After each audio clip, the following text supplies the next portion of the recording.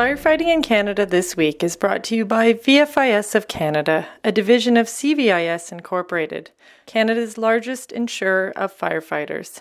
Happy New Year and welcome to Fire TV 2021. In this week's edition, we're congratulating 2 women taking on key new leadership roles in fire, and January has been dedicated Firefighter Cancer Awareness Month. Firefighting in Canada will be highlighting cancer-related information this month in support of this Firefighter Cancer Prevention Initiative.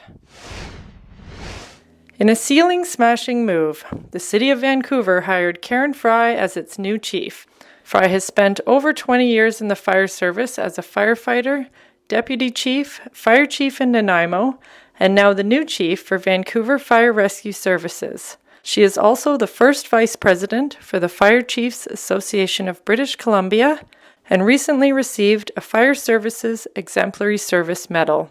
In the latest podcast from Firefighting in Canada, host and fire chief Tom DeSorcy talks to Fry about her journey in the fire service and her priorities and challenges as she steps into her new role as Vancouver's first female fire chief. I may be the first, but hopefully I'm not going to be the last. And the glass ceiling may have been pretty thick when I took the first stabs at it, but it's going to get thinner, and there's going to be a lot more opportunities for other women in the fire service. And I've really seen that across the province and across the country. To listen to the podcast, visit firefightingincanada.com or look for it wherever you listen to podcasts. In Ontario, Emergency Services veteran Susan Jones will serve as the first executive director for Fire Service Women Ontario. Jones retired from the City of Ottawa after 37 years. During her municipal career, she was responsible for running and directing the delivery of fire, paramedic, corporate security, emergency management, and bylaw parking and licensing operations. Jones, a strong advocate and mentor to women in leadership roles, helped launch Women in the Paramedic Community, FSWO, and Ottawa's Camp Fit. Congratulations to Fry and Jones for their contributions to women in leadership in the fire service. Research shows that firefighters are more likely to be diagnosed with cancer than the general public, a trend that 2 fire service organizations hope to reduce.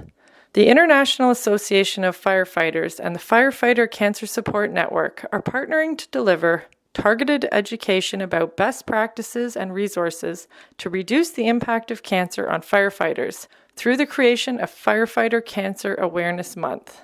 Firefighting in Canada is supporting this endeavor by drawing extra attention to cancer news and content throughout the month of January. Most recently, vitamin D is in the spotlight as a connection is considered between this vitamin and cancer deaths.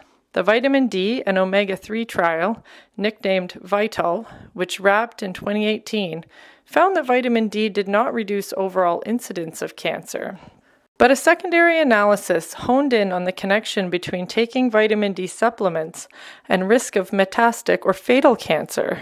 In a paper published in JAMA Network Open, the research team wrote that vitamin D was associated with an overall 17% risk reduction for advanced cancer. Thanks again to VFIS of Canada, a division of CVIS Incorporated, Canada's largest insurer of firefighters. Stay tuned for our next episode on Friday, January 15th.